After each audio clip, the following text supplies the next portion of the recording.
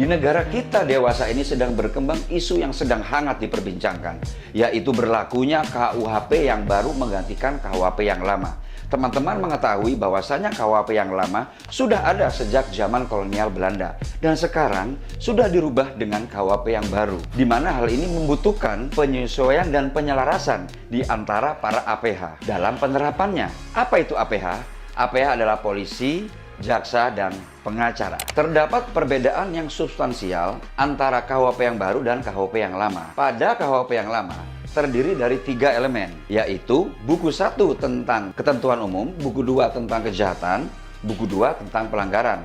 Pada KUHP yang baru, hanya terdapat 2 elemen saja. Yang pertama, buku 1 tentang ketentuan umum, buku 2 tentang tindak pidana. Dan lagi, antara KUHP yang baru dan KUHP yang lama, terletak perbedaan yang cukup mendasar, yaitu pada buku 1.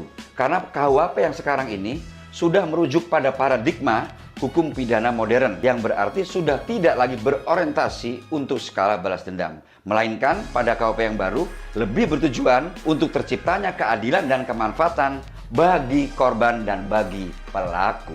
MAB punya kelas perkara tuntas. Dasar hukum KUHP yang baru adalah Undang-Undang Nomor 1 Tahun 2023 tentang KUHP, yang mana proses hukum acaranya memakai KUHP yang terbaru juga, yaitu KUHP pada Undang-Undang Nomor 20 Tahun 2025. Yang menariknya, pada KUHP yang terbaru ini terdapat ketentuan yang tidak ada pada KUHP yang lama, yaitu adanya tahapan restoratif justice atau penawaran perdamaian yang diajukan oleh terdakwa atau pelaku pada agenda persidangan yang diatur pada pasal 204 ayat 1 sampai dengan ayat 9 pada KUHP yang terbaru. Restoratif justice atau penawaran perdamaian ini pada KUHP yang lama biasanya hanya ada pada proses penyelidikan ataupun mungkin di penyidikan. Dan tahapan berikutnya adalah adanya pengakuan bersalah atau guilty plea yang diajukan oleh terdakwa atau pelaku. Hal ini diatur berdasarkan pasal 205 dan pasal 234 pada KUHP yang terbaru. Akan tetapi tidak semua perkara bisa diajukan restoratif justice. Kriteria yang bisa diajukan restoratif justice, yang pertama adalah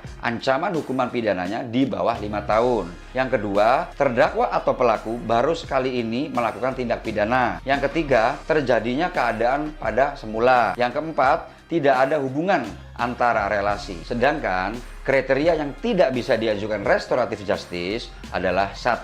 Ancaman hukuman pidananya 5 tahun atau lebih. 2. Tindak pidana terhadap keamanan negara. 3. Tindak pidana terorisme. 4. Tindak pidana korupsi. 5. Tindak pidana terhadap kekerasan seksual. 6. Tindak pidana terhadap nyawa orang.